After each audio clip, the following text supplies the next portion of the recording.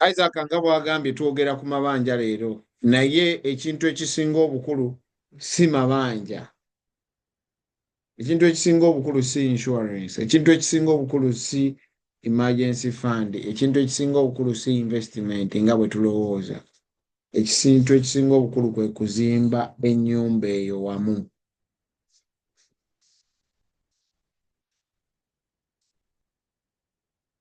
Okuba nti mmanyi nti singa nvaawo olwaleero nina protection oba singa mba ndwadde, okuba nti mmanyi nti nsobola okusasula amabanja gange,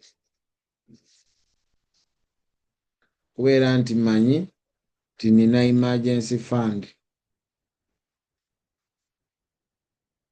kubeera nti mmanyi nti nina investment.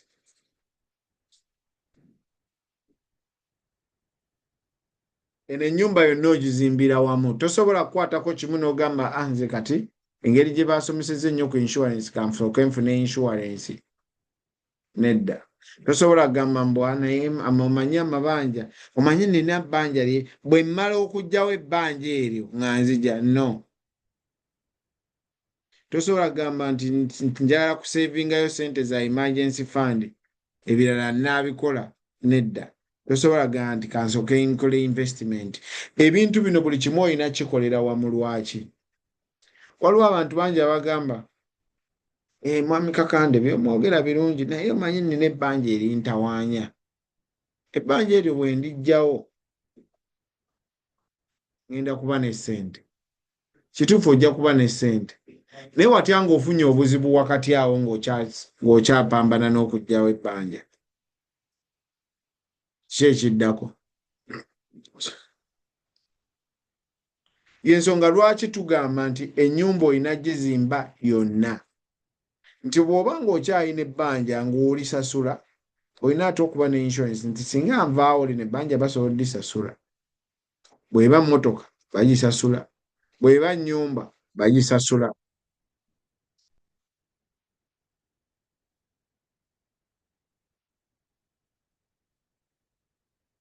Buli kimu basobola okukisasula kubanga ndeese ssente ezikola ki?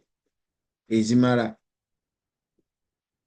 So totunuulira just kintu kimu ku bino, eno ennyumba yonna ogizimba wamu.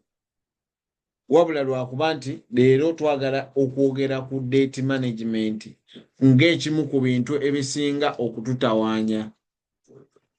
Amabanja, ebiseera bingi nnyo amabanja gatutawaanya nga tomanyi kyakukola. Tomanyi nzimbe ntya, nkole ki?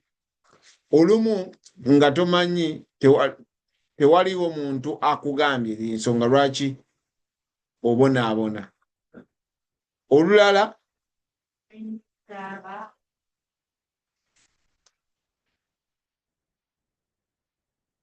investment zo ojja wano ssente n'oziweereza e Uganda ng'akolera investment nga naye ssente ozeewoze bwewozi. Kati n'obeera awo nga oli mu bbanja naye n'eri ssente gye zigenze toli sure, tobeerayo. Tomanyi ki kigenda mu maaso, tolina yadde ebikutambuza okugendayo. Naye gw'osindiseeyo ssente zikusookeyo zikole ebintu. So priorities zaffe ziri very important. Oba okola priorities z'okola ki? Kiki ky'otunuulira? Mu katabo kano bw'okasoma kwogera ku kye tuyita debt management. Control your debt or debt will control you. Oteekeddwa okulwanyisa ebbanja oba sekyoddo lijja kulwanyisa. Say you have a credit card balance of 5,000 with 18% interest. If you pay 200 per month, minimum 4%, it will take 32 months, which is almost 3 years to pay it off. And that assumes you don't add more debt to it. So, how many credit cards do you have? What about mortgages, students' loans, car loans, personal loans? Once you get yourself in debt, it is hard to get out. Some people never escape. Waliwo abantu nga ebbanja baalikola nti bw'oliyingira tabbu ebiseera ebisinga lizibu nnyo okuvaamu. Era waliwo omuntu afa nalyo. Waliwo oli adduka n'agamba nti ate Uganda banantuukayo. So debt can turn into a disease. It can control your life, diminish your happiness, and limit your freedom. Ebbanja bubanja lisobola okumalako emirembe n'owulira nga kwegamba tokitegeera. Getting out of that debt may be one of the hardest things to do and takes a lot of effort and time, but you must fight to do it. You can never be free until you are debt free. Tosobola kubeera na mirembe ng'olina ebbanja.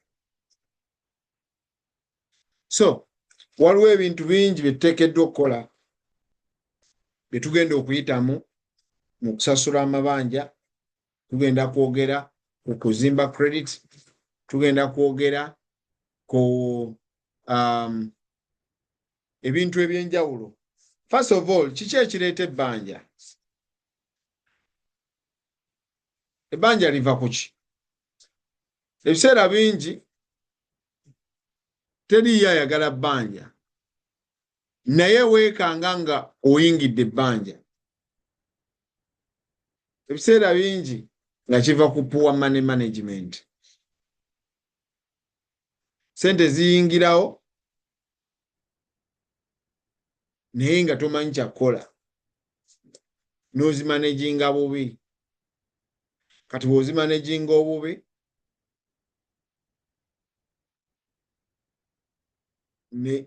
ebbanja ne liyingira, ebbanja ne lisigala oba ne libeerawo oba ne liyingirawo. So tulina kye tuyita personal financial strategy. Bw'ojja wano tusobola okulaba sente mmeka z'ospendinga versus sente mmeka z'ofuna. Abantu bangi nnyo olivinga sente ezisukka mu z'ofuna.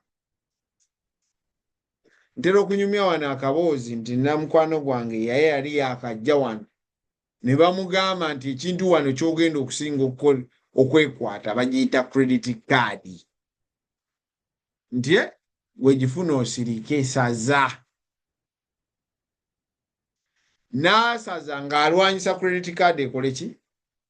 Eggweko sente. Yalowooza bamuwadde n'agula ebintu n'aweereza e Uganda n'agula. Kubanga oli amugambye gwe bagenda kuwa credit card bw'onooba oyagala endala olina okukozesa eno.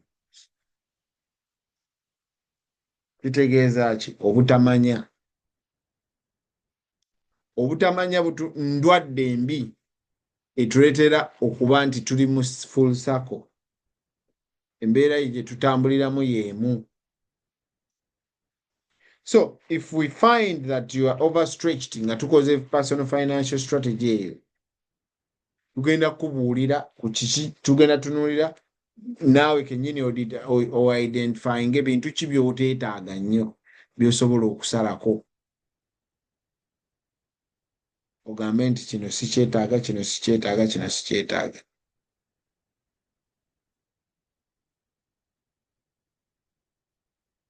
Ekirala ki? High costs of living. Some areas of the country zina cost of living eya waggulu ennyo. Sente ze tulivingisa wano mu America nnyingi nnyo ne Canada.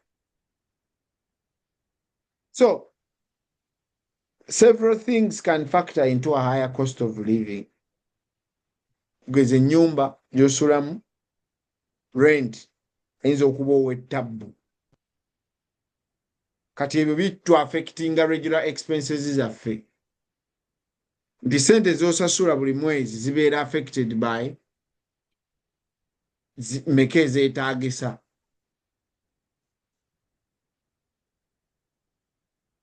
Kati ogenda okumaliriza nga sente z'olina tezikumala te ng'olina credit card wali ku bbali. Kyova ogenda ku credit card n'okola ki? N'osaza.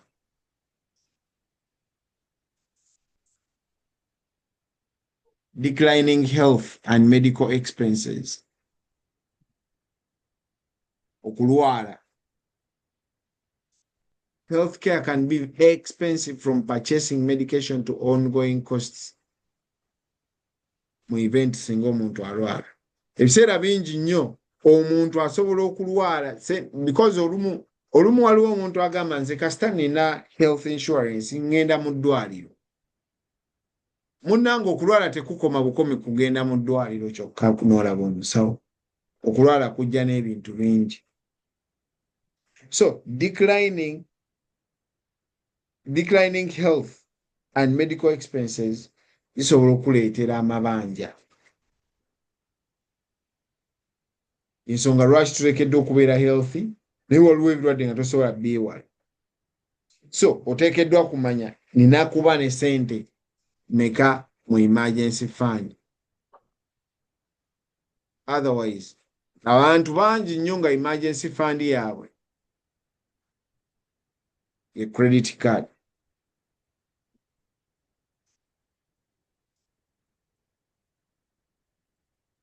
Ng'oli agamba waayi nina credit card yange ya 3,000 zera ekintu kyonna bwe kintuukako credit card yange weeri ekimala. Eyinza okimala but obufunye ebbanja.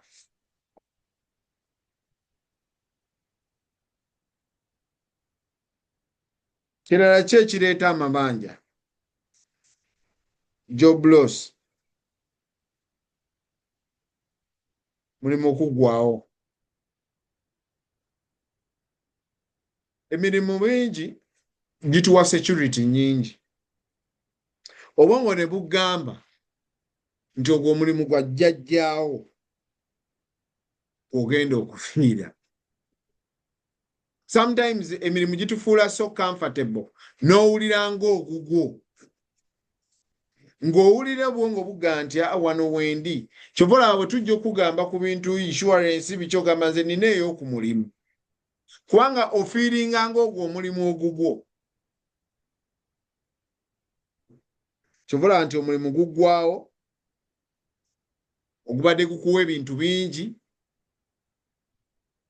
Obadde olya ku mulimu. Obadde maybe oyoleza ku mulimu. Obadde ebintu bingi omulimu bye gubadde gumala kati guweddewo.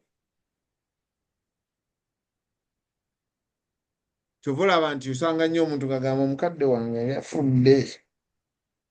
Naye omukadde wange yafudde naye n'alwala. Kubanga akalimu kakoze ki? Kalimu kaweddewo kati ekivaamu n'ogenda mu bbanja. So olina okwetegekera eyo embeera. Singa akakadde kano kafa kyekiddako. Nsobola okubeerawo for another 3 to 5 months. Singa omukadde afa, business eweddewo. Bw'oluzinga omulimu gwo, biiru zo zigenda kutambula zitya? Olina okutandika okirowoozaako nga tebannagoba.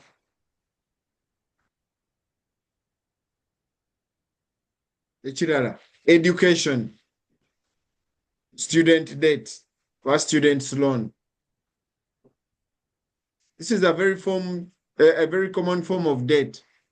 Naddala ku baana abato b'abavubuka. Kugenda bugenzi ku university kiri very expensive. Okusoma n'osoma te ng'olina okusasula amabanja ago. So yadde ebbanja ogenda disasulayo kasente katono naye oliyina. Era olutandika okukola ng'otandika okusasula amabanja.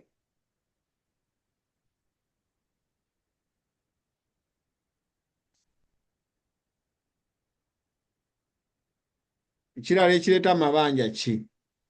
Omuganda kyayita okwegaggasa, living beyond your means. Okwegaggasa. The fastest way to get into debt is to spend more money than you earn.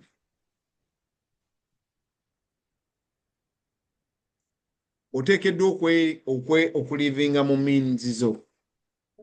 Okulivinga no mu means zo si kyangu. Because ogenda okutunulira buli kintu okimanyi, buli kintu okiraba, buli kintu okyagala, buli kintu.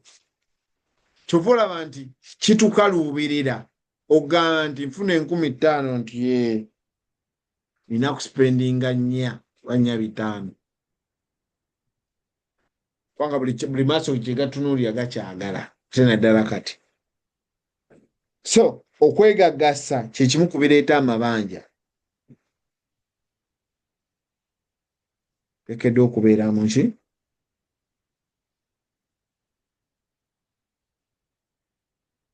Oteekeddwa okumanya engeri y'okusasulamu amabanja go. Oteekeddwa okumanya engeri y'okulivingamu.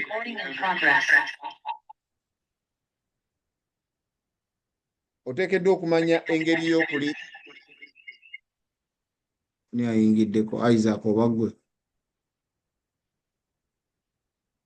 Olina okumanya engeri y'okulivingamu mu means zo. N'omanya nti sente zange wano wezikoma, wano wengenda okukoma. So you can cut down on unnecessary expenses and finding ways you can lower your monthly outgoings. N'ozuula nsobola ntya okukendeeza ku sente ezifuluma. Kubanga buli lw'okendeeza sente ezifuluma kigenda kuyamba okulivinga means zo. Abantu bangi tulina emmotoka.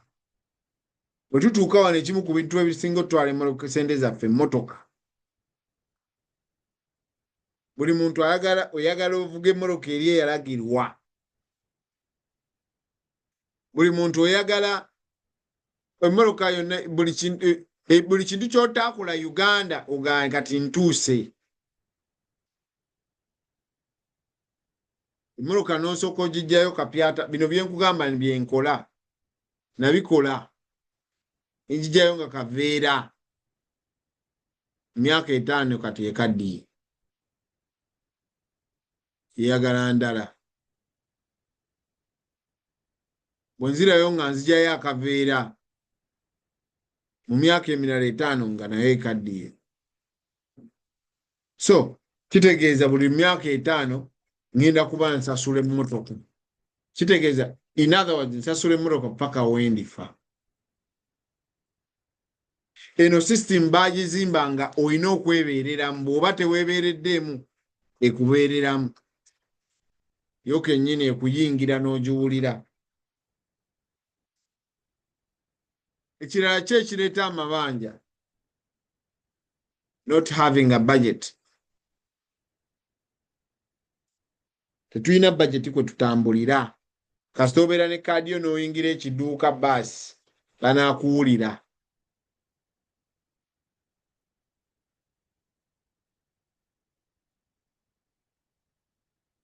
Banaakuwulira. So by not being aware of how much money you have, you could be more likely to spend more than you have to access. By monitoring your finances, you can stay on top of payments. N'ebiseera ebisinga tomanyi sente mmeka z'okola ki? Zeweetaaga. Oba z'oyina. Tozibudgetingidde. So bw'okola budget eyo oba bw'ojja ne tutuula ne tukuwa tuulu eyo gye bayita personal financial strategy n'ogigoberera buli mwezi ojja kwekanga nga erina ebintu bingi byekukyusirizza mu bulamu bwo. Lack of an emergency fund ekittavu. Omuganda edda yayina kye bayita ekyagi. Ekyagi ng'ebeera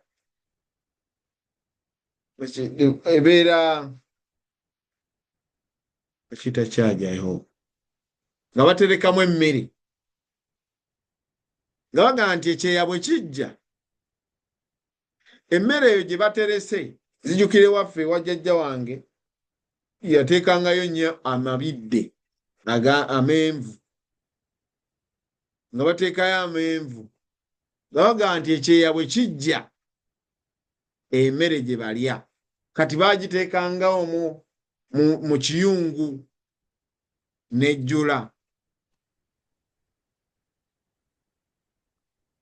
kakati gwe essente yo ey'ekyeya eragawa ogiteekawa ekyeya singa kijja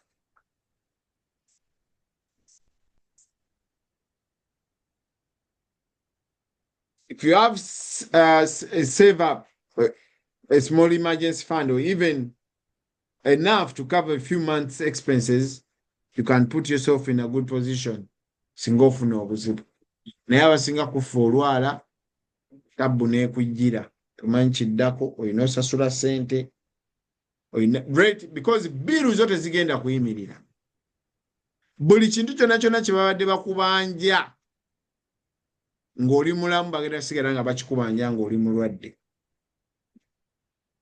ensonga lwaki ogenda kumaliriza ogenze mu mabanja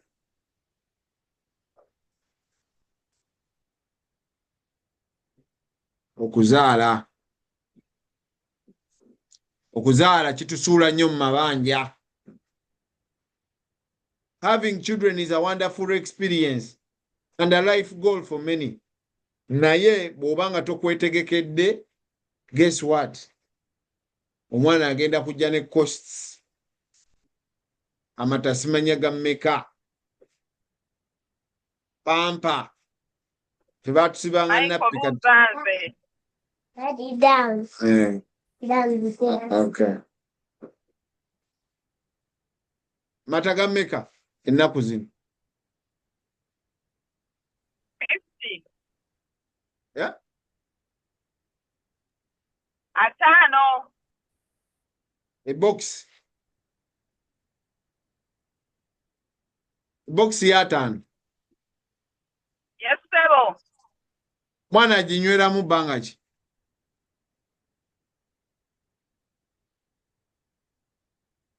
Kisinzira kunywa y'omwana, but maybe 1.5. 1.5. Yeah. 1.5 chi? Obanga mwezi gumu. Naye kisinzira kunywa ya mwana. Mwezi gumu naye balanga 3. So lowooza olina okukibala omwana agenda kwetaaga babysitter. Ndaba wano nga balanze babysitter needed $4 weekly. Njagala otuule wekka osooke obalemu nti bwe mbanga omwana because bwe tutategeera kiki kitwala ssente zaffe, that's why sobola zibalirira. Naye njagala obalemu omwana babysitter. Babysitter bw'abanga wa $4 a week. Kitegeeza omwezi wa $160 omwezi. Kati normally ku mirimu gino egyaffe egya bulijjo gino egyaffe bagaba ssente mmeka? Zaawera 2, right? $2.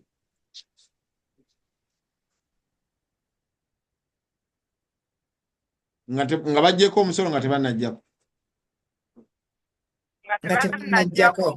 Bala $18. So tubale $18. 40 hours.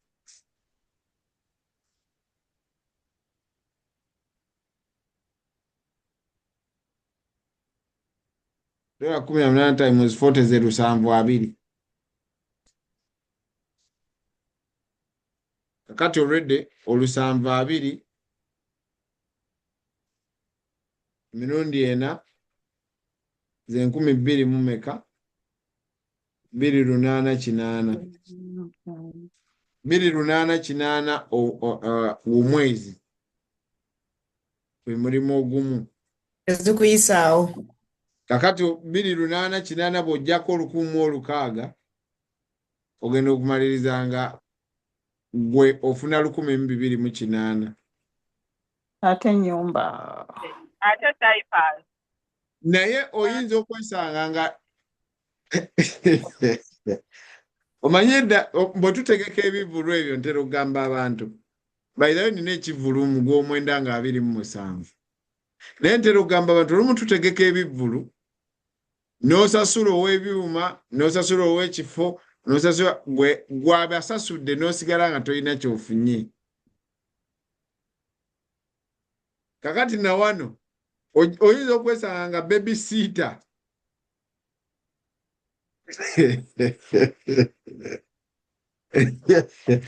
Aganyula okusinga gwe. Afunye okusinga gwe ng'ogenda n'omukolera ye n'abalabirira omwana wo n'afuna 1,600 gwe n'ofuna 2,200. Awo tokubye emmere yo. Kandi tasasula renti. Babysitter oba omuliisa oba omusuza byonna gw'obisasula. Ennyumba, emmere gy'alya gw'obisasula. Kati ye 1,600 lw'ekiriini. Yes. Kakati gw'olina 2,200. Babysitter talera ataliiko diaper. Kakati gwe olina 2,280. Oyo akusooka n'okuzimba ennyumba.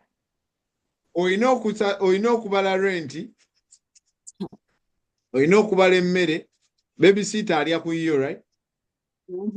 Olina okubala diaper, olina okubala ebintu bino byonna. Amata. Naye olina 2,200. Kyekikuzaayo gy'ensonga lwaki ogenda kuddayo ofune omulimu ogwaki ogwokubiri ogunaakuwaayo 2,800 endala.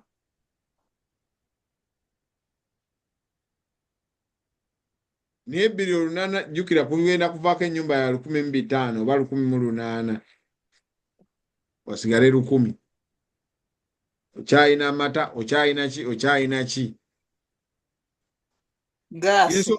Kati bw'oba okyali awo nga Angela ayingirawo nga gamba munnange nno olina okusevinga ssente. Kyova omutunuulira bw'oti nga tomumala n'ogaana naye ono omukazi yabaaki. Kubanga gwe ofiiringa oli overwhelmed. Lwaki? Ebiseera ebisinga kubanga tetubala.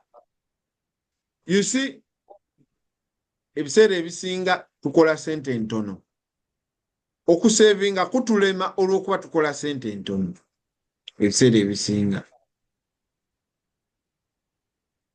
ogenda n'obala ng'olina osasula renti, olina osasula emmotoka, olina osasula n'ogaa kati ate ensevinga eziriwa. Kati bino byonna ne bisooka bikutwalako because okusevinga tokiprioritizinga. Yensonga lwaki bwe tubeera wano tugamba nti okusevinga nako kukuule nga bw'olaba nti nina okusasula emmotoka kikkakatako. Ekizibu nti bwe bw'ofuna emmotoka ng'ogamba sevinga omanya nti kati nkyalina ebbanja ly'emmotoka nga weerabidde nti singa ofuna obuzibu essaawa yonna naye emmotoka bajja gisika. Emmotoka bajja gisika eyo gy'ofiirako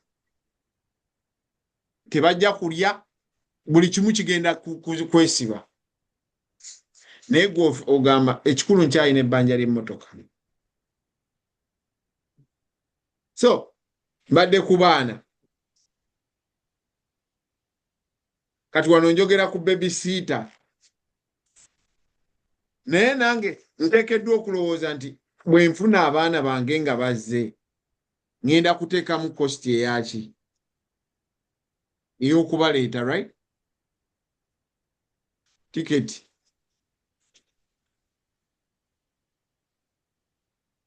oba tickets lowoozaamu nga olina abaana bo 4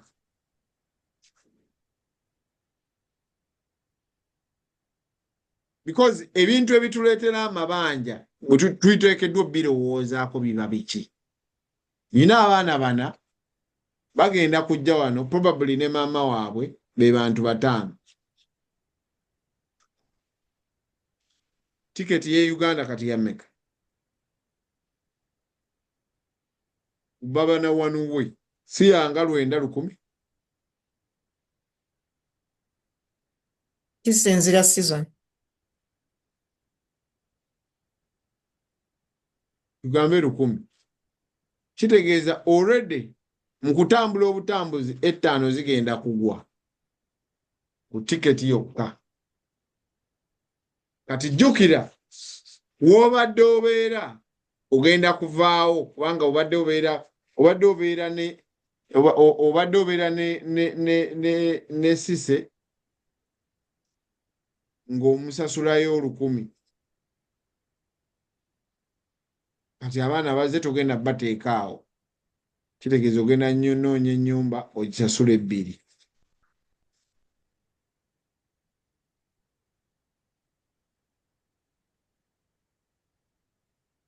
Bw'onoogisasula 2, emmere gy'obadde olya mwami ayizaako ng'oli omu.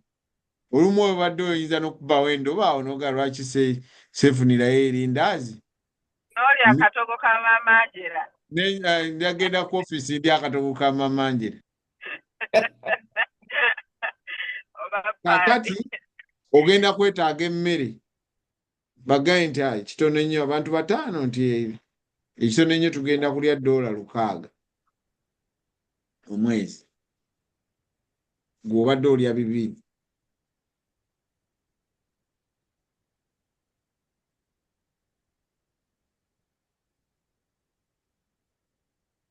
Emmotoka kamotoka wagaye akamotoka ako koovuga abaana tekagenda kubamalawo kubanga kati jjukira bano bantu 5 gw'oli wa 6. Kitegeeza ddi obadde n'akamotoka akatono kati ogenda kwetaaga big car.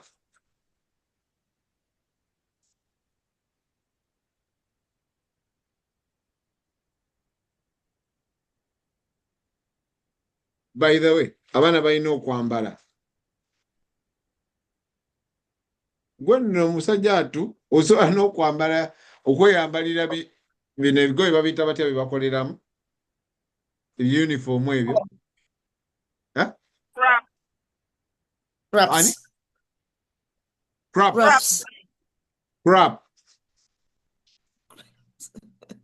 Scrap.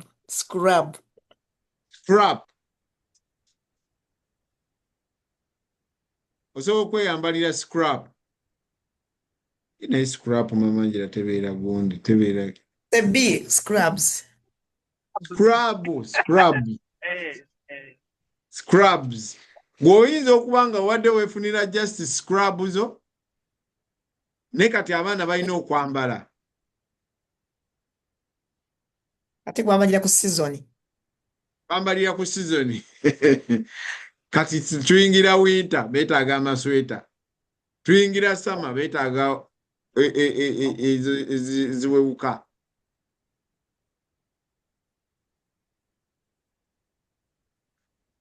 Bino byonna bikutwala wa? Bikutwala mu mabanja. Kambuuze. Ku mulimu eri gy'okola gye baadde bakuwa $2 bw'obaga nti abaana bajja bakuwa 25.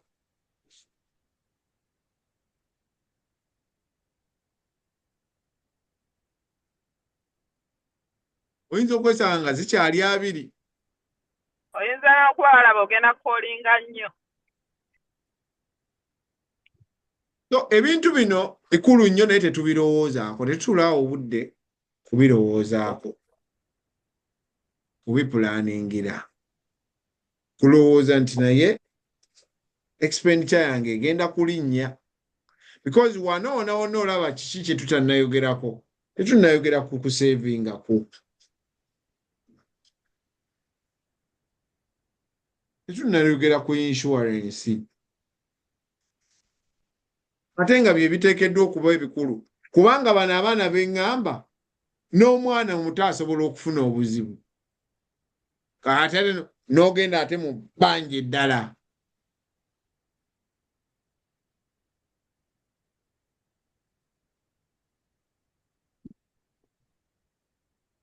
Kivaamu kugamba bannange omwana wa Amerika tasoboka.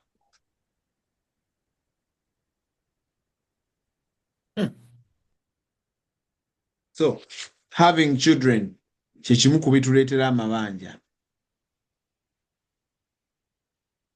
Because lwaki bino mbyogera, bw'otegeera amabanja gavaawa ebiseera ebisinga osobola otegeera engeri y'okugakaabingamu. Failed business and business expenses. Starting your own business can be very rewarding. Naye singa business egaana, okitaddemu sente nnyingi ne zifa.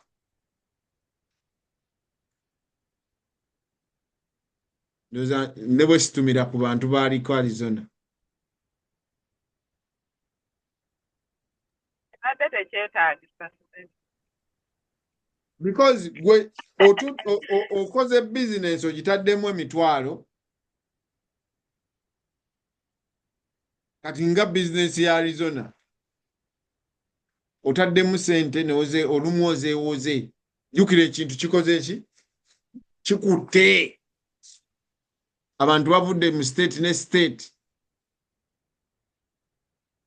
ogenda kukola sente. Ovuga ekyo kye kyakuleeta wano, era sisobola kukunenya nti lwaki wagenda. Kyensobola okukunenya nti ekintu kyonna kyonna buli lw'okiraba nga kirimu okufuna amangu, nga totuuyanye. Nze ng'omuntu ngamba okay, bazifune. But now business efudde, kiki ekiddako? The cost of starting a business can be very expensive, and some entrepreneurs take on debt or loan from the bank in order to get things started. Singa business eyeegaana tabbu. Ensonga lwaki tudda mu mabanja.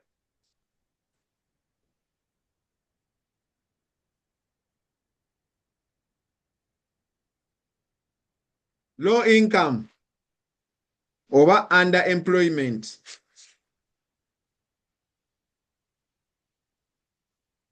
Some people in lower income jobs may find it hard to meet their bills or put money into savings because there isn't much money left.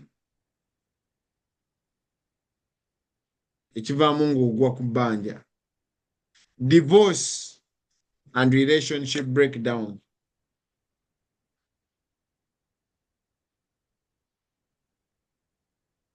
As a couple, you get used to having two incomes coming in. Omanyi nti omwami asasula rent. Omanyi nti omukyala yaleeta zino.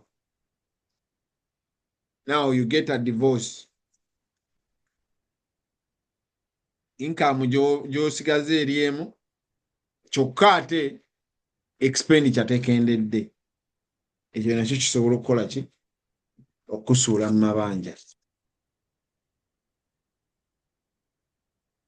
So oteekeddwa okutegeera kiki ekitwala sente zange. Because bw'otafuna kitwala sente zo, tosobola kukitangira. Nkugambye projects z'e Uganda zitwala nnyo sente. Ofuna omuntu agenda n'aggyayo mu sente mu banka n'asindika. Mukole ekyo. Okay, kale wasigaddeyo ekyo, kale mukole sente ziizo. Ne bakola ng'oweereza 10,000 tugambe 3. Zimiliyoni nga 14. Ne bakola ekintu nga mutuufu kya miliyoni 7. naye gwe ebbanja lino olina oddisasula ng'osasuliramu neki interest.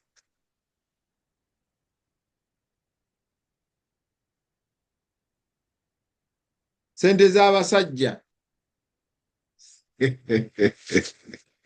oba ekyo nkireke.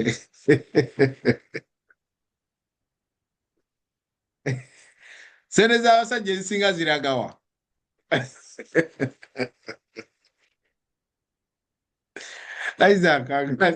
Isaac ng'oseka Mmotoka. ku mmotoka.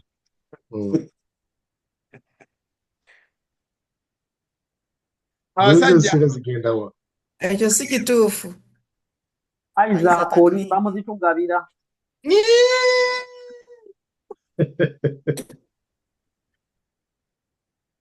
omusajja n'obeera awo nga Oba mmwe emmotoka zaffe. oyina abakyala nga bana e Uganda Isaac naye nga n'okubalabako tobalabangako bakuweereza bufaananyi. Kitokubye nnyawo.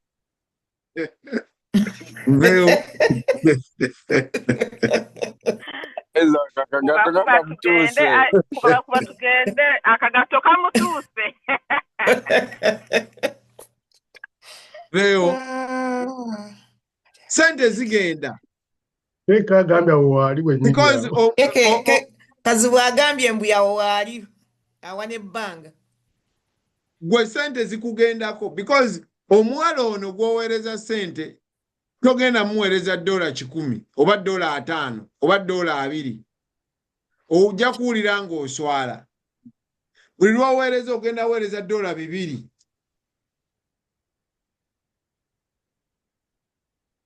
Yakuyiiye asooka akugule abukuyiire agambe bebi wandabye.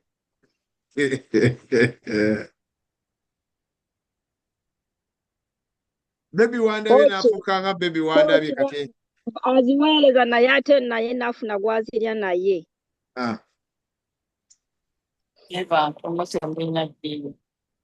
Mwagala bantu ba kisa. So sente zino zigenda. Kitegeeza ogenda okumalako omwezi nga because buli wayita wiiki 2 owulira nga aludde okuwaayo ku bebi.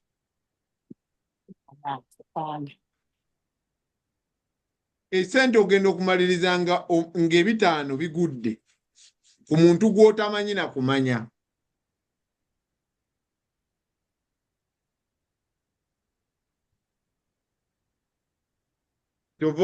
Kyenva nkusanga ne Ghana naye omanyi osobola osevinga $5 buli mwezi mu akawunti nga sente ezo zikola amagoba nga bw'olwala bagenda kukuwa sente bw'ovaawo bagenda kusasula n'olyoka ombuuza nze ndya kuzaala kitange. Kubanga bino ebitaano birina we biraga w'otasobola kuva wuliisa amaaso.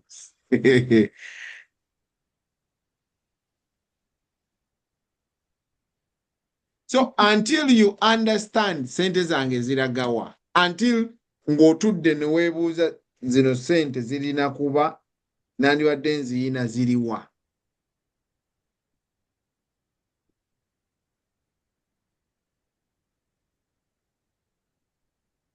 Ebintu ebyo byonna bye bituleetera okubeera mu ki?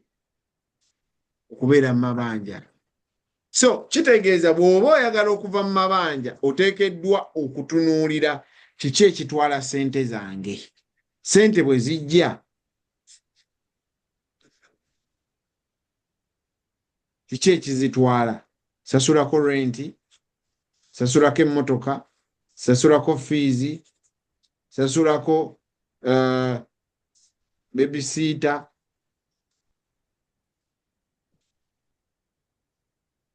Inayo child support.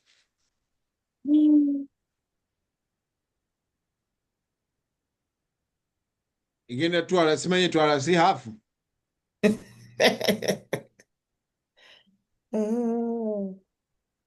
Ogenda okumaliriza ng'ebitutte sente zo bingi naye gwe nga teweewaddeeyo sente yadde. gwenga toyinaayo ka sente kugambye nti kano nange kange.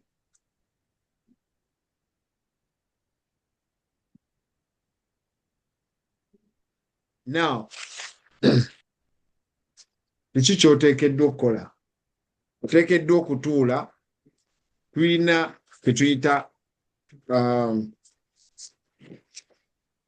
kye tuyita personal financial strategy. Personal financial strategy eno bwe tugituulako ne tutunuulira ssente zo gye ziraga zonna,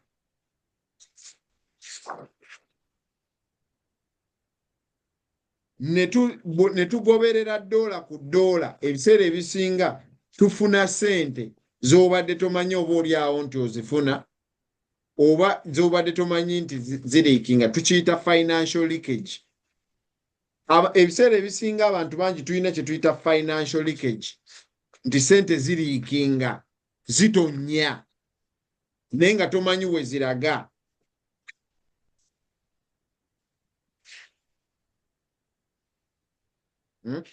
Ssente zitonya naye tomanyi we ziraga, waliwo awo we ziraze. So bw'otuula ne tukola personal financial strategy eno, tuulu eno ne tugikuwa, kitegeeza nti osobola okwebala n'ogamba okay, renti wange nsasula ssente mmeka? Nsasula 10,000, nsasula mortgage ssente oba amasannyalaze, internet, grocery, bwe tumala ne tutunuulira ssente z'okola, ne tutunuulira expenditure, tusobola okutegeera ssente mmeka z'ofussa. Kati tugenda kutunuulira nnyo wano ku liabilities, ku kyamabanja. Tugenda kutunuulira nnyo kiki ekitwala essente zo, amabanja ki g'olina wano. Because bwe tutatunuulira amabanja go, ogenda kumaliriza nga olina amabanja mangi nga tegakuggwako nga gakuli mu bulago. So olina okugatunuulira n'ogalaba n'ogamba nina emmotoka, emmotoka bammanja ssente mmeka? Nti 3,000. Okay, 3,000 nsasulayo 7. Nina credit card, nina personal loan, ninayo gye neewola nga nzija mu America, ninayo amabanja ago gonna n'ogenda nga ogatimba, ogafuna. Now, bwe tumala okugafuna wano, gonna nga tugawandiise nga bw'ogayina, ne tumanya nti ayina abadde ne credit card, nti bamubanja 1,000 ku credit card, asasulayo $17. Ne tugamba nti ayina personal loan ya tugambe 7. Nti ayina date endala students loan mmeka? Eno ya 7,000. Ne buli lwogirowoozaako n'omutima gukutyemuka. Now, bwe tumala okutuula naawe, tugenda kukola kye tuyita date roll up. Tugenda kukola kye tuyita date roll up.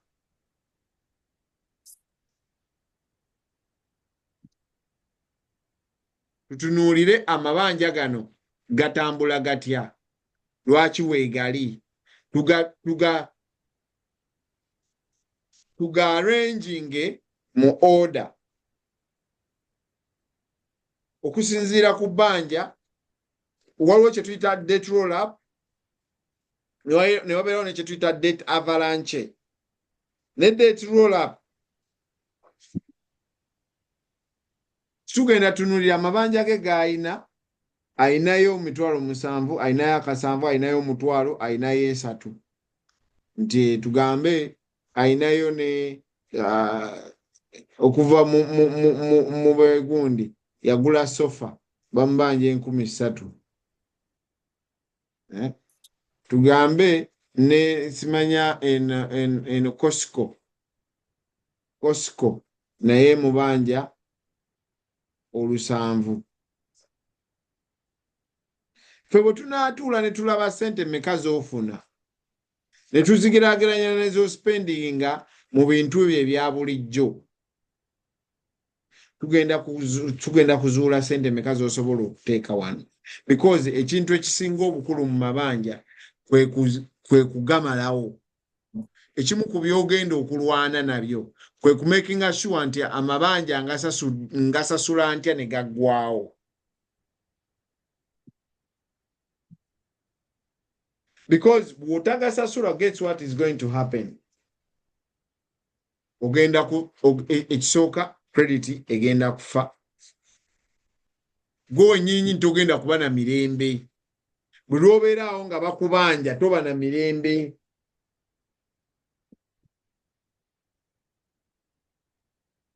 So, tuteekeddwa okuyiga amabanja tugasasula tutya. Tutunuulira amabanja ago ne tugamba nti bw'abanga abadde ayina olusanvu nti tuluteekaawo. Olusanvu abadde alusasulako mmeka? Olusanvu tugeze alusasulako $2. Okay? 30,000 alisasulako $4. Eno students loan tagikwatanga nako. Eno akasanvu personal loan akasasulako $10. Now, muche tuyita debt roll up. Kitegeeza tugenda kuddira amabanja gano. Tusooke tugarolling up. Tulabe banja ki erisinga obunene versus banja ki erisinga obutono. Tulabe ssente mu ssente zino z'osasula kiki ekisinga okumalako ssente. Mu bintu bino bye tulabye expenditures zo zonna waliwo ebintu by'olina nga mu butuufu tobyetaaga nga naye tomanyi nti tobyetaaga paka nga nze njogedde naawe, paka nga Isaac ayogedde naawe, paka nga Julia ayogedde naawe, nga lwogenda ogenda naye wamma nsasula kebo $2 nga kuliko n'essimu yaayo, just okubeeraawo ng'ekibumbe mu nnyumba nti nina essimu eriko kebo eriko essimu.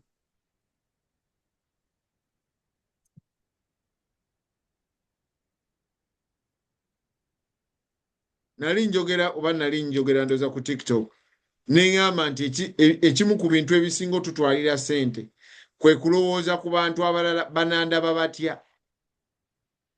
Gundi anandaba atya nga singa ajjako ewange nga siina TV. Naye nga mu butuufu TV togiraba. Olina mu liiviini naye olina TV ate ogisasulira. Naye obeera mu liiviini ne TV ogisasulira.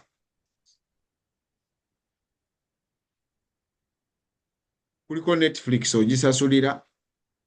Kuliko YouTube ogisasulira, toyagala bulango. Ebintu ebitwala ssente zaffe tolowooza nti kigenda kujja kitwala $7. No, kikutwalako $2, 10, 3, 7. Ogenda okulaba oyina nti Apple. Kati Apple eyina subscriptions. Simanya buli lwoba oyagalayo ka app oyina okukagula $1 meka? Simanya 10.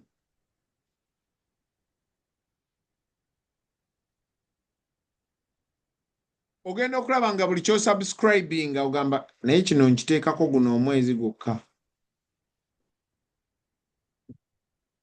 Ngenda kukijjako. Kati olw'okuba ziri $10, ebiseera ebisinga munnange tokijjukira. Akawunti yeeyo giraba bwe bajjako $10 ziyinza obutalabika. Naye nkakasa nti $10 nga bazikuggyeeko buli mwezi omwaka baba bakugyeko $120.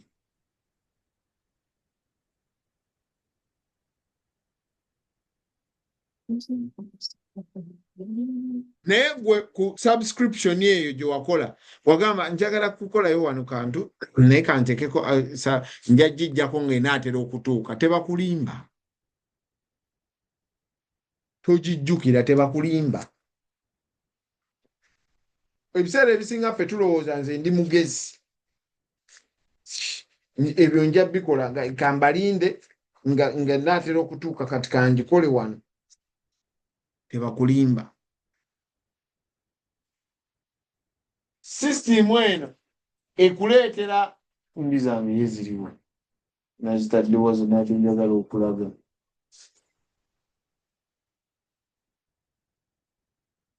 sisitimu ya Amerika wano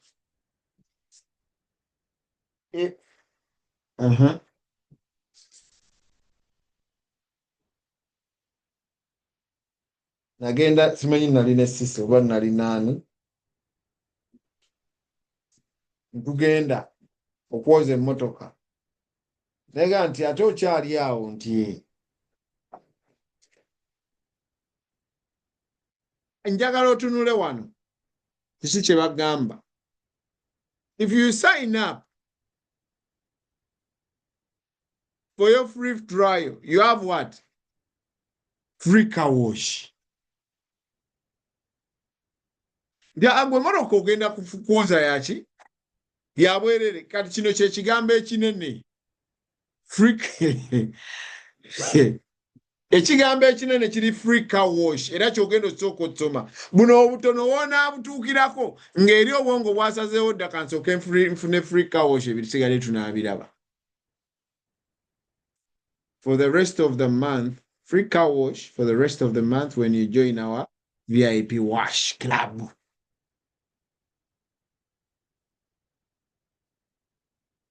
gwe joininga VIP wash club yaffe wash your car every day njagala kubuuza abantu mu America kale tugambe nze ndi mukyafu bukyafu naye ani ayoza emmotoka buli lunaku ng'oli ku koola eno ng'oli mu America wano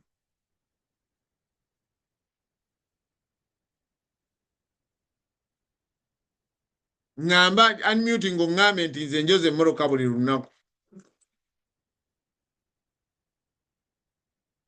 naye wano bagaye nti emmotoka givuge gyoze buli lunaku in fact your credit card will be billed on the 1st of every month regardless of when you sign up fate oba tetufaayo diri wosayininga up leero si 14 tetugenda kujjako ssente nga 14 Coach mpozi nga omulimu gwo gwa kwoza mmotoka okwoza buli lunaku naye wano bagaye nti gweyoza emmotoka buli lunaku nga bw'oyagala in fact leero oyina free car wash free VIP car wash yekola etya pay one low monthly price and wash your car every day cancel anytime kakati wano kano ke kaga nti I can cancel so cancelling cancel kenjifuna munnange togenda cancelling ogenda byerabira can I use more than one vehicle of my memberships are per vehicle but you can have multiple memberships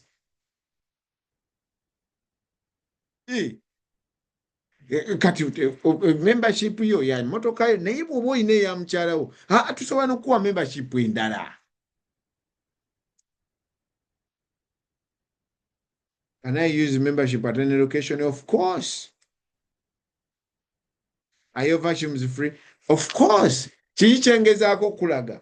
Kyengezaako okulaga nti ebintu ebitwala ssente zaffe ebiseera bingi nnyo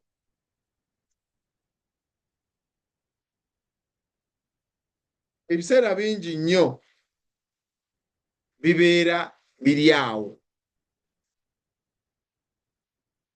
because gw'olowoozaamu ogamba nti bw'oba oyagala kwoza mmotoka leero lukka nti esasula 3 naye bw'oba oyagala ojooze buli w'oyagalira we just tugambe tukuggyengako $49.99 bw'okimanyi nti osobola okwoza emmotoka yo mu nnaku 3 ennaku 3 singa obadde osasula $3 kitegeeza oba osasudde 9 ate nga wano wandibadde osasudde 49 kakati gwe obwongo ne bugamba nti naye omuntu nganze asoma finance nina kusasula 49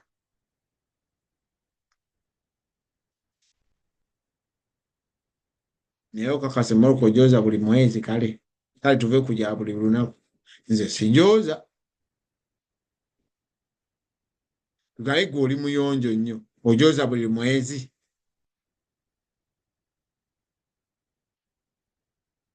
sente zaffe bwe zityo bwe zigenda ne tubeera n'amabanja kati lino bbanja balitwala buli mwezi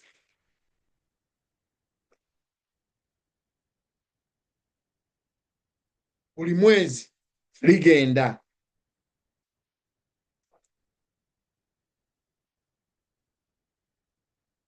nakakaadi kange akalala kennawadde njagala okubalaga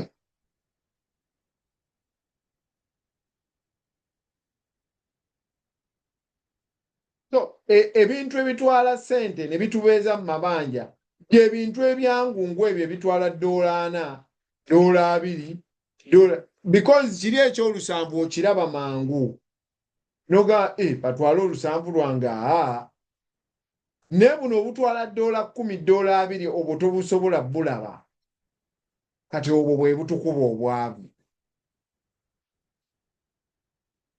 because gwe ogambye subscribe kati nze nenzija nega nti naye lwaki tosavingayo $10 buli lunaku ze $3 omwezi naga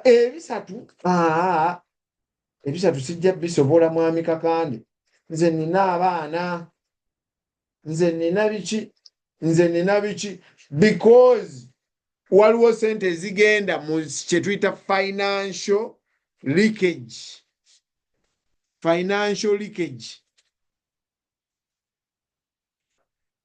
sente ziriikinga buli lunaku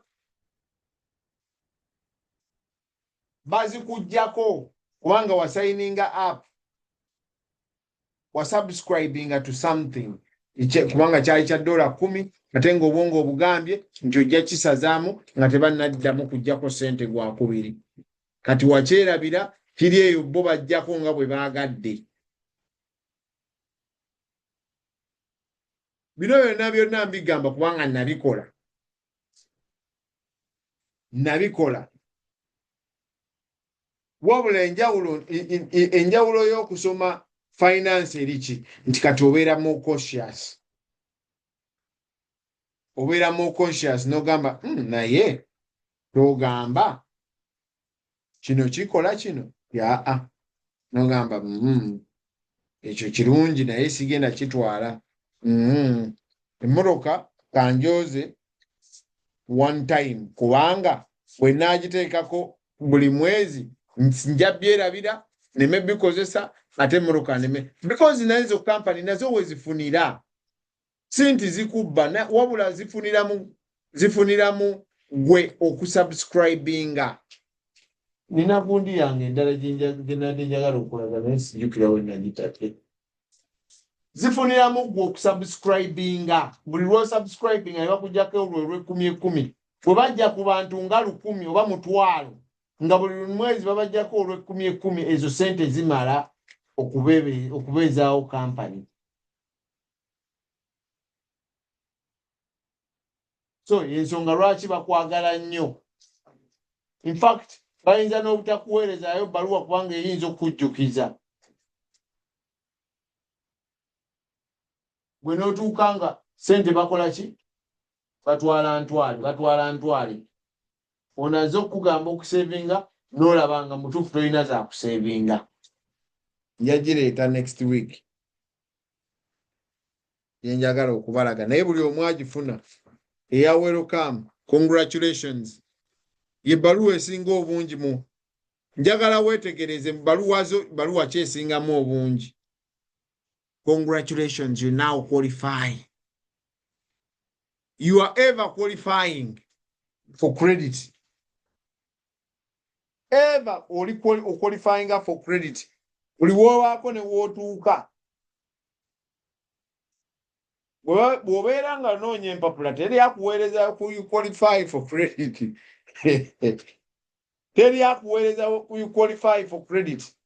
Naye kasita ozifuna bw'epanga baga nti kati ate wategedde. Eno banka ogiraba. Anti kati tulina kaadi eno. Ate yo bw'ogikozesa mpitirivu. You are eligible. Webale nnyo. You are now eligible. Hey, sign up before the offer.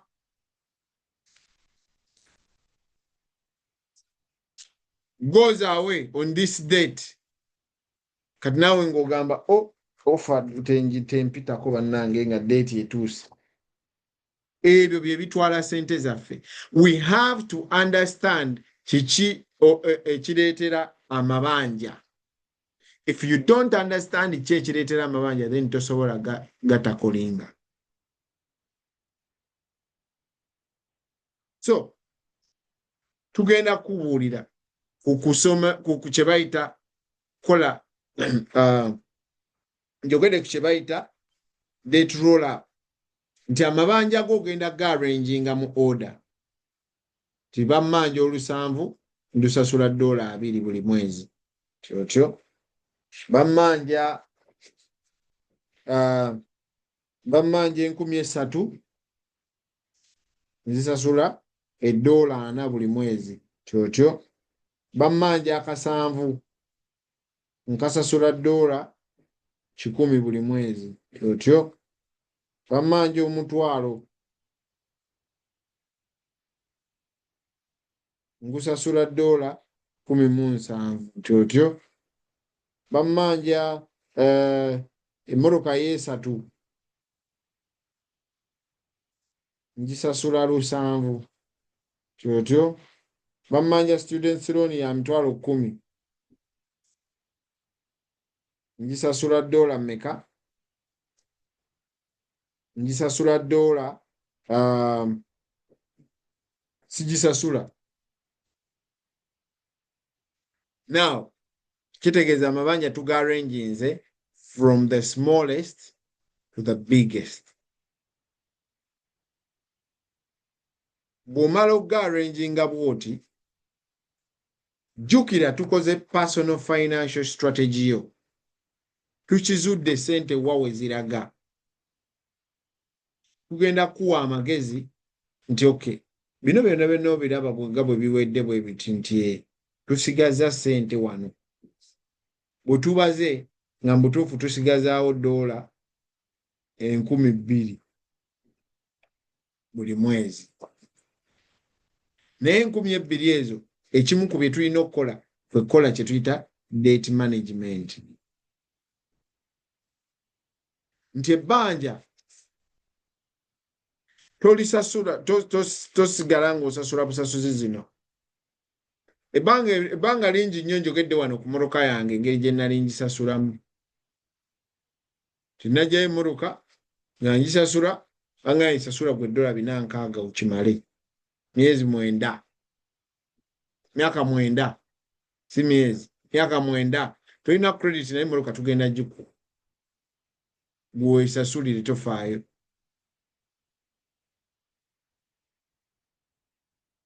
Cause nali simanyi. Now, wetutuula naawe, otuula n'omu ku bantu baffe ba financial professionals abali wano. Agenda kuyamba okulaba kiki ekisinga otwala sente zo, kino tukikendeeze, kino lwaki kisaako sente nnyingi, kino ki. Then tulabe sente mmeka ze tufissa wano. Ku ze tufissa, tuggyeko ze tuleeta mu debt management. Tugambe nti oleese 2. Now, ensobi abantu abasinga gye bakola kwe kugamba nti nsigazza $2,000 nti mwami Kakande ebbanja lindi bubi nti otyo naddala ebbanja lino njagala ndisasule lino kati ebyo naabiddamu edda kansooka enfyabanira n'ebbanja lino banja lino lye Uganda oba banja lino nalijja mu banka ntwale ebintu Uganda naye banja lino bwe naalimala odijjawo ngenda kukola bye muŋŋamba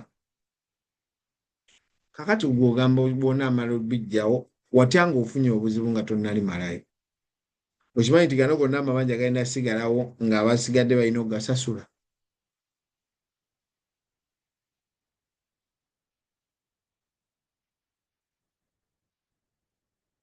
tugenda kukwata $1 ku ssente zino ze tusigazza tugenda kujjako sometimes tukola kituyita 50 30 20 kitegeeza nti okay olina because ebiseera bingi nnyo abantu abeeraawo nga talina yadde ssente ku akawunti eza emergency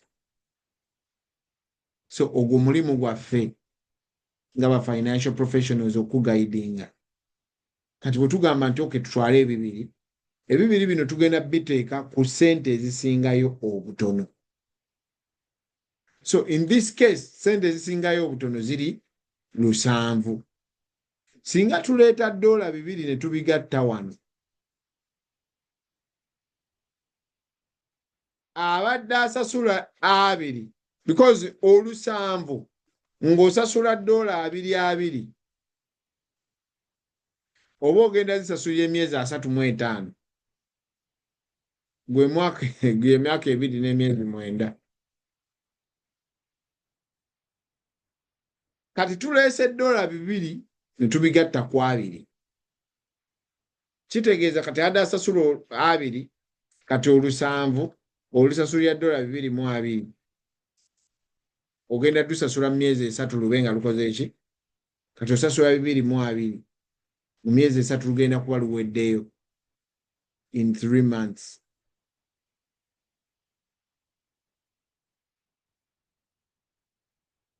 njagala ojjukire nti mu zino kati ziweddewo naye 2 gano obadde ng'okola ki 2 gano obadde nga ogasasula ku bbanja lino bwe liggwaawo togamba nti 2 kati ate gakyetaagisa ki nedda 2 sigala nga ojjukire twasigazza 2 bino bye twaleese kati olina $2.20 buli mwezi kati $2.20 ebyo bireete ku bbanja eriddako obutono nejjukira lino lyabadde 3,000 mu myezi gino 3 terikyali 3,000 lyandibadde livuddeko $4.3 wandibadde oga nti livuddeko $120 naye ojja kwesanga ng'olwa interest rate livuddeko $8 kitegeeza kati zibadde 3,000 kati ziri 2,920 kati olwe 2,920 kati zoleese jjukira oleese $2.20 obigatta kwana g'obadde oziteekako already kati olina ssente $2.60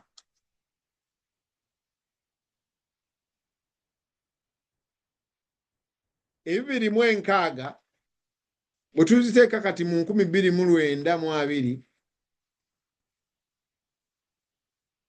giri emyezi 11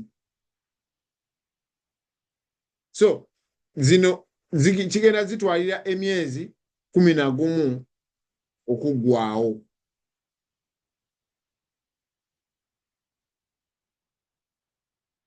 bwe zinaggwaawo zino $2.60 z'olina jjukira gino emyezi 11 mu myezi 11 wano lino ebbanja olisasuddeko $1,110 11 times 100 $1,110 naye again nga wenkugambye $1,110 wano lwandibadde lukendeezezza nti olina 990 690 no 5,090 in fact 590 wandibadde wano olina 590 naye olwa interest rate ojja kwesanga nga zikendedde nga ziringa maybe 650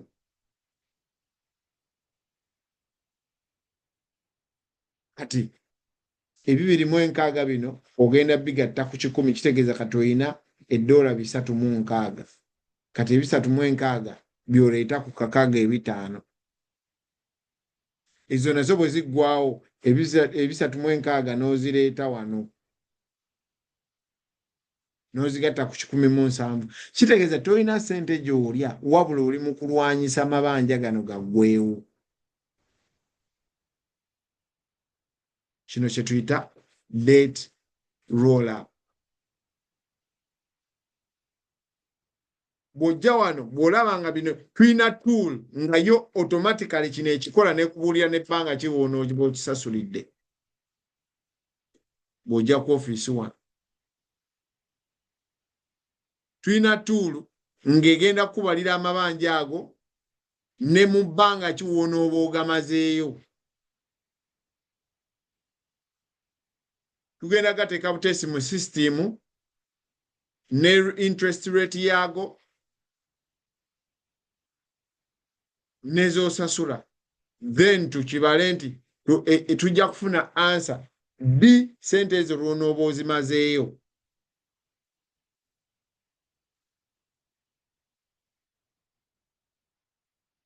Otherwise kusasula amabanja kintu kikulu nnyo kubanga kikuwa peace of mind.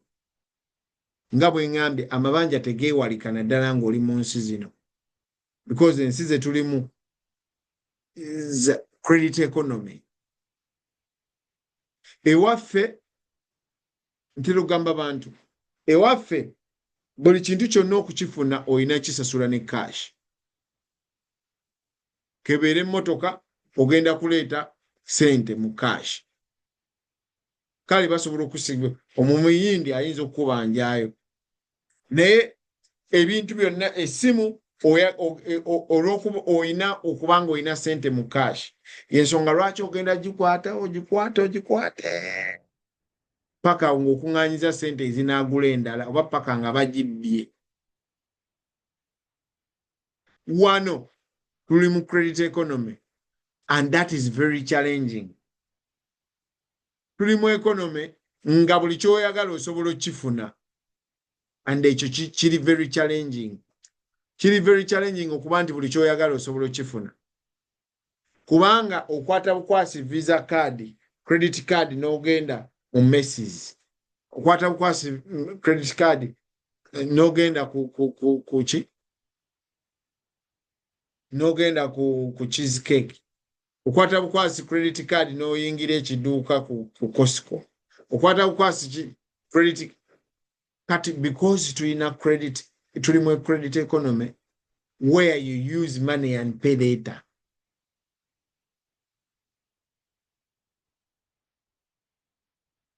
Ekyo kitu affectinga nnyo. Naye nga tumanyi kimu, nina okusasula ebbanja lino. Yes, ebbanja olina odisasula, naye singa ovuddewo ani agenda osasula emmotoka eno? Banka egenda gitwala. Singa ovuddewo ani asasula ono mukwano gwo? Singa ovuddewo ani asasula esente eziri mu bank? Kitegeeza buli kimu olina okukikola at the same time. Olina okuzimba financial foundation yo at the same time. Bwe tutula naawe tukuyambako okugizimba. Ne tulaba sente mmeka z'olina mu insurance, mmeka ze weetaaga. Ne tulaba sente mmeka z'olina mu mabanja, olina kuba ku zero. Ne tulaba emergency fund olinamu mmeka, ne mmeka z'olina okuba nazo. Investment olinamu mmeka z'olina okuba nazo. This is a service gye tugabira ku bwereere banyabo ne basebo. Tulina buno obutabo basajja babutuwa kujja kusomesa bantu. Mutukozese. Tubayambeko okutegeera ebintu bino. Ate nammwe mujje mutwegatteko mu bitegeere kubanga gy'okoma okubibeerako, gy'okoma you own your finances. Buli gy'okoma okusoma, gy'okoma okuwuliriza, gy'okoma oku-owninga finances zo mu mikono gyo.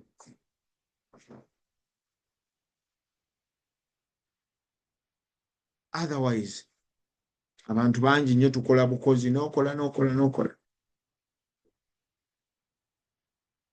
So, tugenda kubala engeri gye babalamu kye bayita APR. tulina kye tuyita rule of 72. Rule of 72 tugyogerako nnyo wano nga twogera naddala ku investment, naye mu mabanja namwe ekola rule of 72.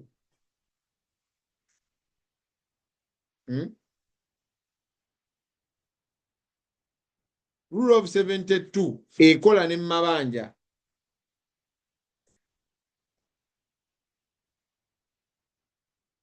So si mu investment mwokka. Rule of 72 egamba ki? Mu investment, tuba tunuulira investment, rule of 72 egamba compounding effect of money. If you divide 72 by the rate of return, the answer you get is the number of years it is going to take your money to double.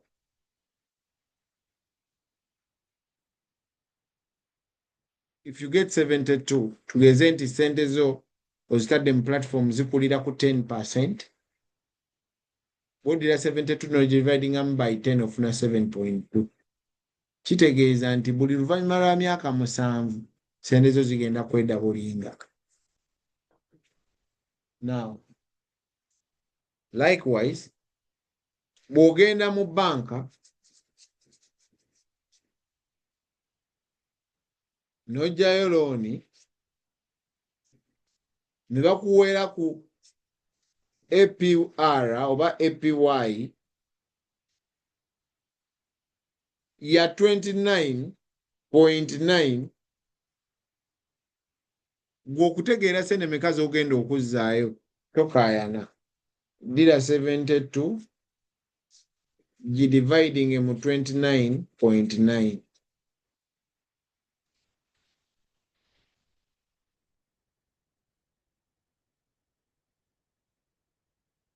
Kitegeeza nti buli luvannyuma lwa myaka 2 ogenda kuba obawadde ssente emirundi 2.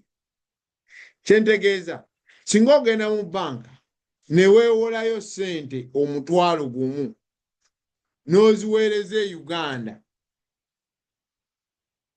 ne bakuweera ku interest rate, any interest rate, kati nkuwadde 29.9 eya credit card ezisinga,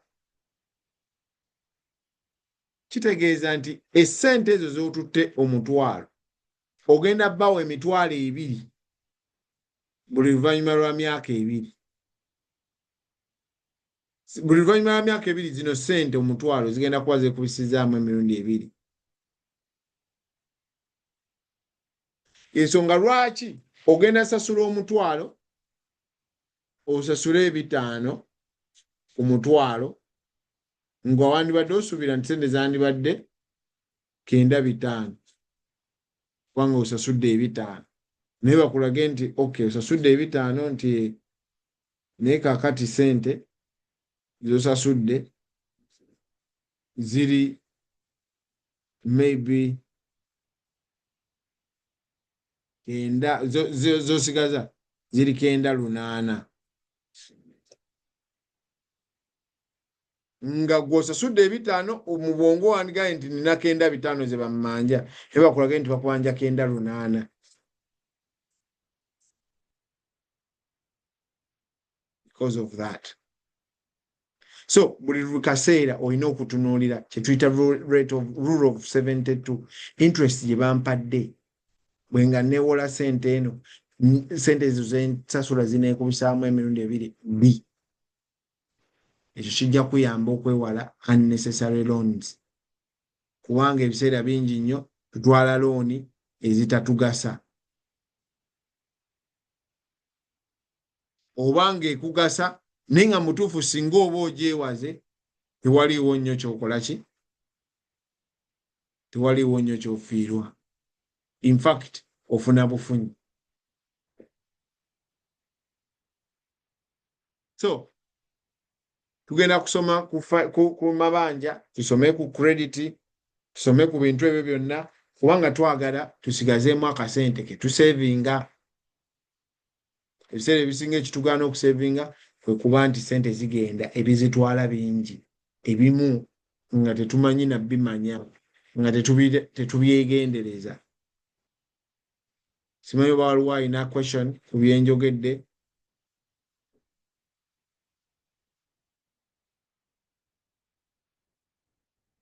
Otherwise, tubuzayo eddakiika 5 zokka. Ndaba wano ku TikTok waliwo abuuziza Mutebi, abuuziza nti 72 evaawa. 72 is a constant. Bw'oba wasoma bw'obanga ojjukira nga osoma math, nga boogera ku K, kati wano wezikolera. 72 is a constant. Omusajja yali eyo yakola math we n'akizuula nti buli lw'ofuna interest rate n'ogidividinga mu 72 answer gy'ofuna gy'emyaka ssente ezo gye zigenda otwala okwekubisaamu emirundi 2. So 72 is a constant. Albert Einstein naye n'akirunninga naye n'akikakasa.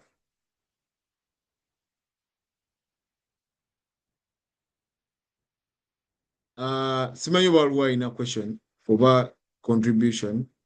Otherwise, bw'aba tewali, nandiyagadde ku bantu bendabe wano omulundi ogusooka bambuuzeeko.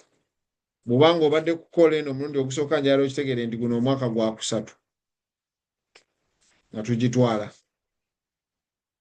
So, by'oyize leero bwe bibaayo, manya nti bingi nnyo by'otaayiga bye weetaaga okuyiga.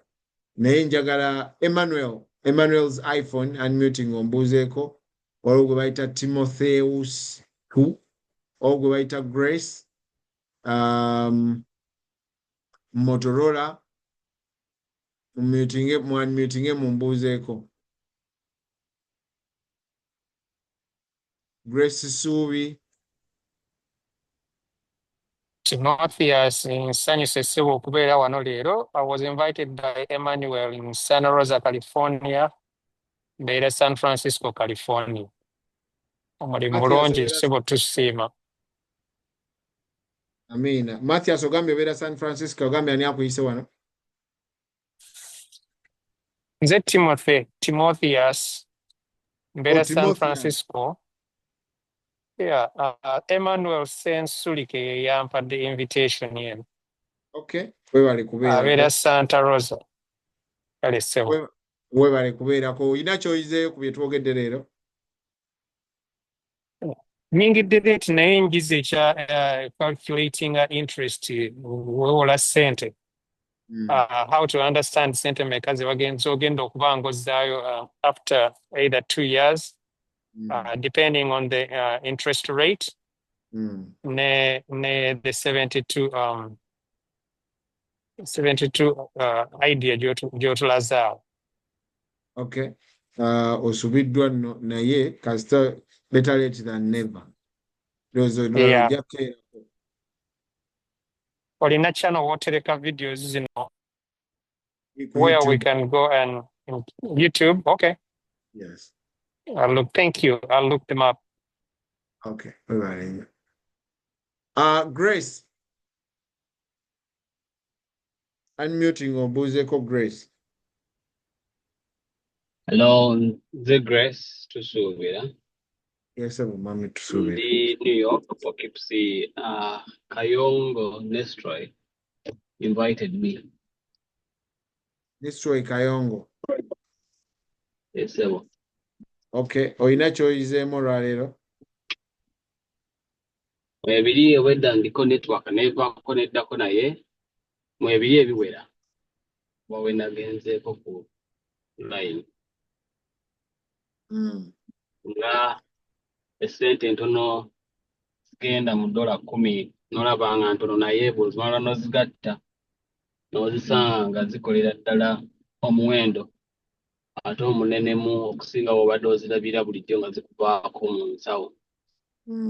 So yeah, n'ebirala bingi bisinza kuddamu. Thank you so much. Okay. Kale webale nnyo. Mwami Nestroy tubuuzeeko Kayongo. Ssebo nsanyuse nnyo okubeerako wano. Ssebo. Mwami Sensulike ye yampise. Nange ne Peter Grace oyo ne mugamba jangu waliwo ensonga enkulu tuziwulire. Naye era ngizeemu bingi. Ate n'okunyumirwa. presentation yo eyigiriza ate nga bw'onyumirwa. Akantu kaba BBC ako kanyumidde nnyo. Si mazima. Kanyumidde nnyo era sebo tujja kubeerako tweyongera okubangulwa mu ngeri ez'enjawulo. Amen. Kale webale nnyo mwami Nisroy. Doreen mbuzaako nyawo. Tulaba wano.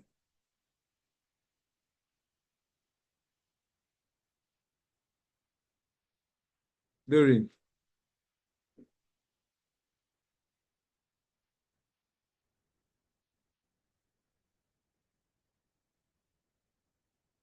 Unmute. Unmute. Aha. Wewe balituweereza. Weewaawo. Mu butuufu bannange abaliko nabo mbalamusizza nnyo. Mu butuufu olina ekintu ky'osomesezza ekinzuukusizza bulijjo neebase. Ekya kawosh. Nga nze mu butuufu nga ne ssente ze basalako nga sizimanyi. Nga ne mu butuufu bwakyo na buli obutono obulala bwo sibulabanga nako mbulabye leero kati kugundiyo ku programu eno. For sure otuleetedde okutubuzibula amaaso, nze ondeetedde okunzibula amaaso era njizeemu ebintu bingi era kinkoze bubi nti nzize leeti. Naye at least emu ekiraziro. Wow. Osomayo ekimu nekikuwa ki nekikuwa ekyokuyiga ate nekikuwa okutandika nekikutekinga back. Ekituufu kyo otuyigiriza ndowooza era tulina byetukutte bingi nti amabanja oluusi ge twesibako tegagenda tukola ki. Naye nga experience kyensobola nange okuadvisingamu bannange tewaliiwo kirya ssente nga Amazon. Amazon eri so tempting kwegamba eringanga akazimu akalya ssente kalimu Amazon ate nga tosobola gyewala. Naye buli lwoga nti kampiteyo okwo tobulwayo okwo kyogula kya $16, tobulwayo okwo kyogula kya ate kikutande obeere ng'olina ka credit ka Amazon. Era kati nze nkusuubiza nti ka credit ka Amazon kennina kati kanamala okukasasula nenkamalayo. Just okukamentaini nga njagendanga wakiri omwezi kabeerengako $5 nga mpiikinga yako $5 just to maintain it nengenda kubeera ne discipline. Thank you so much. Otuleetedde omulamwa gubadde mulungi nnyo era tweyanzeege. Webale nnyo Doreen. Oyogera ku Amazon naye kale ate waliyo TikTok shop, waliyo Temu, wali ate Temu yo mbi nnyo kubanga first of all Temu ate yo erinayo n'ebya $2. N'ogamba nti ogenda obiteeka mu kaati ng'ogenda okumala ng'olina ebintu bingi ku $180 ng'ogamba ndi kulayisi. Ndi kulayisi. Yes, kituufu. Culture yaffe gye twajja nayo wano gye tulowooza kati ffe wano by the way tulabanga abali kaweweevu. Kati tulabanga kiri ekyaffe gye twavaamu kibi nnyo. Nti nina okugenda nenkwata $5,000,000 nengula emmotoka nensondera emyaka 10 kati ffe tulaba nti kibi. Naye nze ate ndaba nti ekyaffe ate kirungi nnyo kubanga buli kintu okikolera ku program. Exactly. Kitegeeza nti emmotoka ogenda givuga paka lw'enaatuuka nga butuufu ekyasobola. In fact oyinza noga nti nguze emmotoka yange eno nja givuga nze Uganda navugako emmotoka emyaka 15. Era abantu nga bambuza nti naye gwe emmotoka gy'otokyusa wabaaki ne mbagamba terina kyebadde. Tegedde. Naye wano bw'ogula ka Honda CRV oba wakakamalayo kasasula nga bakutemputinga, why don't you upgrade ogende mu mmotoka ennene. Kati n'obuuza wakava mu bbanja. Kati ne bakugamba nti eyo gireete tujja kugibalamu 4,000 naye nga wagigula $3,000. Ogisasulidde emyaka 3. Kati ate ne bakwongera ey'emitwalo 5. Noddayo.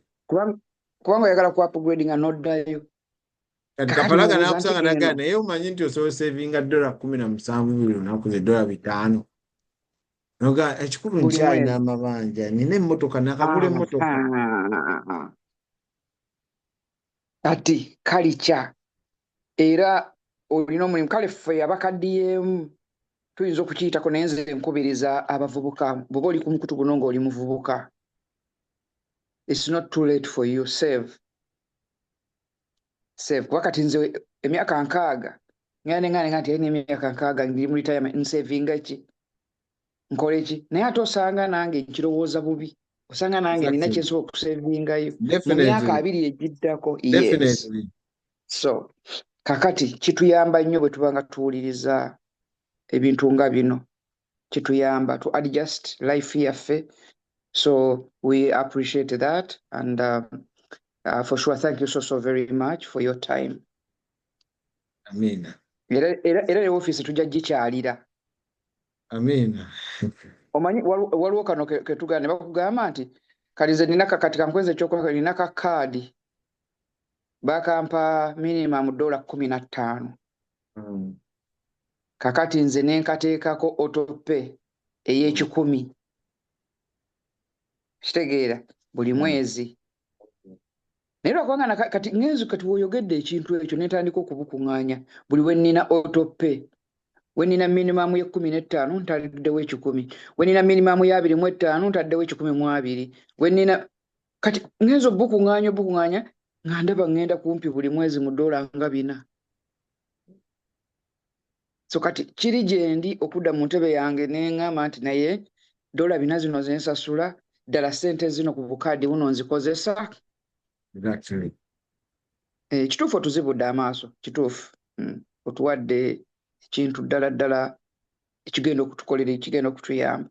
Tusabe Mukama nti naffe tubeere bamazima for ourselves. Kwegamba gye tuli mu mitima gyaffe tubeere bamazima tuge nti no I think we need to adjust. Era tweyanziza era musule bulungi. Webale nnyo Doreen. Waliwo Grace omulala atali Grace tusuubira. Grace omulala. Can you unmute Grace? Ne Emmanuel's iPhone. Can you unmute? So Jebaleko? Yes, sir. The Sensory one is Santa Rosa. Siri mu piano ye. Yes, yes. Kale nebaza kwanu jange Timothy Chiwala neighbor wano. Timothy ibo twazirunda mu Kampala mu nga tukyawa yakuba katuli mu vision nga ziri mu CBS. Kale twaje kuntukwalagana na LA ne tuvayo tujja wano mu Northern California.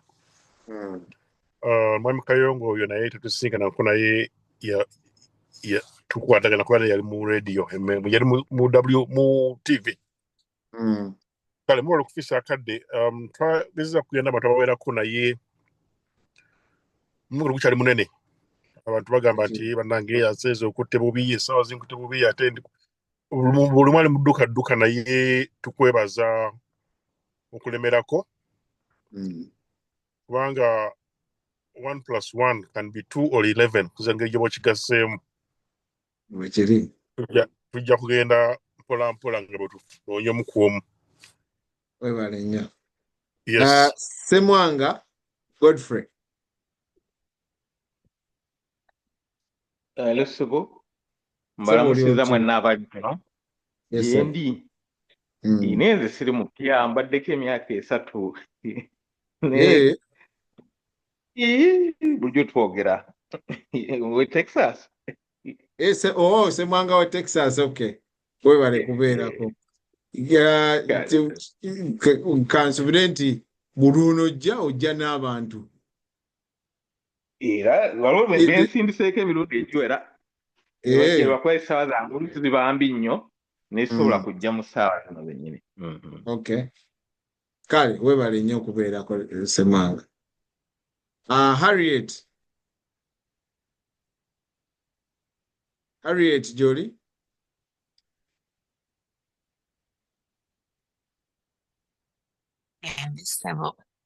Uli otya eyo? On Harriet. On Harriet Mpiema. Harriet oliwa. Baltimore, Maryland. Okay, ani akuinvite nze wano? Sister Diana. Sister Diana. Oyina kyofunyemu bye twogedde olwaleero? Yes, sir. Okay. Wash. Ngenda bakubira mbagambe. Ntafudde ka wash, I think. The last 10 years. Yeah. Okay. Kyensi kirala kyenjize okugezaako okujja mu mabanja. Actually, I've congratulated myself to I'm debt free right now. Era ngenda gezaako okulaba nga siddayo. Naye nga obuzibu bwonna bw'oyogedde nga nali nga mbukola nga bwe bunteeka mu mabanja. Nti when I became intentional. Okay. Nekirala kyenjize wayogedde nga wakatandika okuyigiriza abaana financial discipline. Ekyo nakyo kinkutteko. N'omulenzi wange ayagala nnyo ssente naye nga ate gy'asinga okuzaagala gy'asinga ospendinga. So biyiga mpola mpola naye ekyo nakyo nja kiteekamu amaanyi. Okay. Ebisinze byebyo okusevinga n'obutadda mu bbanja, especially nze ganze obutadda mu bbanja. Okay. Webale nnyo okubeerako Harriet era mujja kukwatagana ne Diana twongere okuyita mu bintu ebyenjawulo. Sebo webale nnyo olw'edda ddala okusavinga community eyo. Sylvia.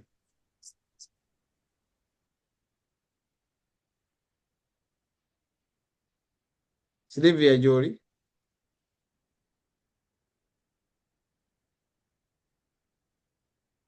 Waliwo iPhone. Omuntu aliko iPhone.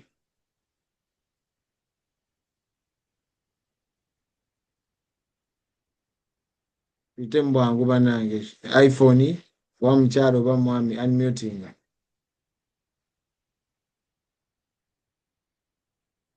Rosemary.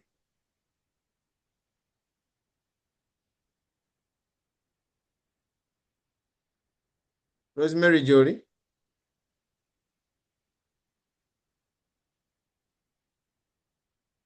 Okay. Nzanfuneyo ani gwe sitera kulaba wano. Wamika kalamu sebo tubuzeeko 30 seconds.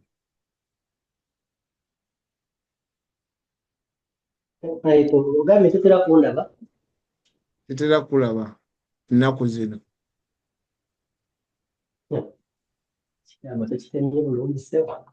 Naye taata nange neeyanziza nnyo neeyanzige. Ekisinga okunzizaamu amaanyi nti be bantu bakama baffe ababaddeko wano ku Bulaayi ebbanga abakuwa amatu. Bwe bakuwa amatu kituzaamu amaanyi naffe ne kitulaga nti kye tuliko ba kyetusanze mu community already kyekyo kye tuteekeddwa okugoberera. Era nga tebannaba kwebaza bo nga tonaba kubaddamu nti ambiina bagamba nti weebale kusavinga community nga tonaba kubagamba nti mwebale kusiima. Nze asooka okukiddamu mu mutima tubamba mwebale kusiima kubanga tulabika tusanze ekituukiri tubadde tulina okuba teyatusanga nga tetuli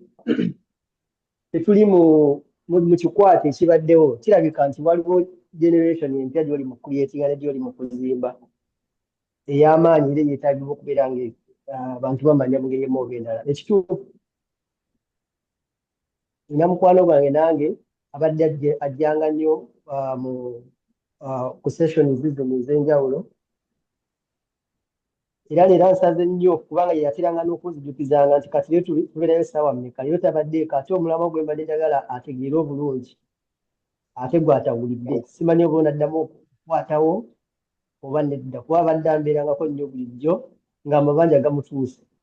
kati ate obadde okuterera ewatuufu weyeetaaga ate tabaddeeko kati simanyi baliwo omukisa omulala gw'onaddawo okwatewo mugamba ajja atuula ategere banamugya mu mabanja agamuleega ku nteeko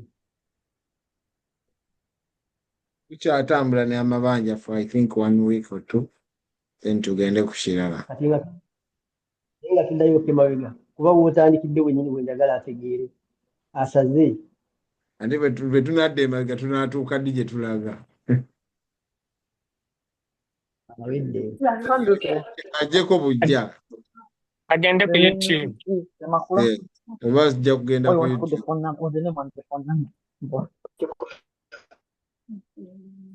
Kale webale ssebo. 253 545 82 wanje waliwo alina kyagamba oba kale banaye mwebale nnyo mwebale okutuwuliriza nga bwe ŋŋambye ku Saturday eno tulina omusomo ku Saturday gugenda kubeera ku office wano bw'oba oli mu office oba oli mu states ez'enjawulo tulina offices ezikuliraanye era naye wabeerayo emisomo buli Saturday just olina tubuulira bubuulizi state gy'olimu ne tukubuulira wa gy'ogenda okusoma emisomo gino mu office buli Saturday ate ng'ennaku z'omwezi 24 tujja kubeera n'omusomo tujja kubeera ne financial quiz y'abaana abali wakati w'emyaka 8 n'emyaka 15 so bw'oba olina abaana abo bawandiise olina okubawandiisa n'obeera nabo ate omuzadde olina okujja n'omwana wo tetukkiriza mwana ali yekka so twagala tukozese opportunity eno okusobola okuyigiriza abaana baffe okutegeera engeri gye basobola okumanagingamu finances zaabwe so ennaku z'omwezi 24 tujja kubeera okuva ku ssaawa 4 ez'okumakya wano mu Massachusetts tujja kubeera ne quiz ezo ez'abaana abali wakati w'emyaka 8 ne 15 then ng'ennaku z'omwezi mu mwezi ogw'omwenda tujja kubeera ne concert yaffe ey'omwaka guno ennaku z'omwezi zijja kubeera 27 tujja kubeera ali ku American Legion $100 buli omu VIP ku mulundi guno Rachel nazo tugyetegekere kale njagala kuwaayo omuntu mukyala Rose nakuyise naye tewanzizeemu ate nkulengera kati akaaso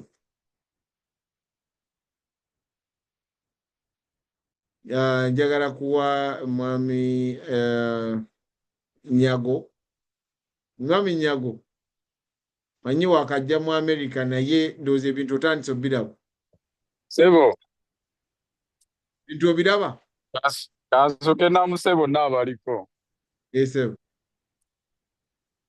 kimanye ebintu bino mbadde mbiyitanga byakusaaga omanyi nga sinaba bitegeera naye waliwo wogenze nonyonyola kuba mbadde ku mulimu then bali mbalese ne beezanya then I had like 40 minutes mbutuufu mbadde ndowooza nsaagirira ebyaddala to be honest with me naye lwakubeera tewaŋŋamba good office ziriwawo wennyini ngenda kuweereza address naye weebale nnyo obutagiving up on us kuba naddala kati nga ffe nze sijja gamba mbuno oba nnyina amabanja oba ki because I've just coming naye ate no I think those are lesson gye esinze okumbikula amaaso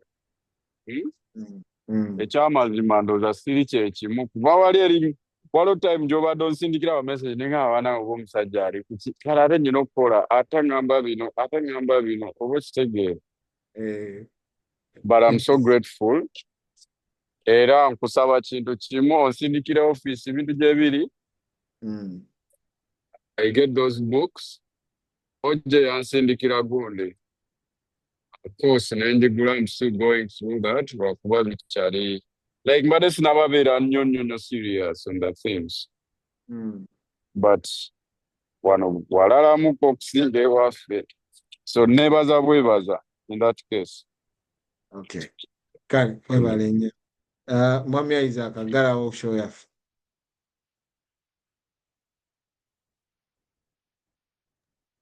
Yes, ekisookera ddala njagala kwebaza coach olw'okubeera nga mwami Nyago bw'agambye nti buli lunaku okwongera ku community yaffe ekyenjawulo.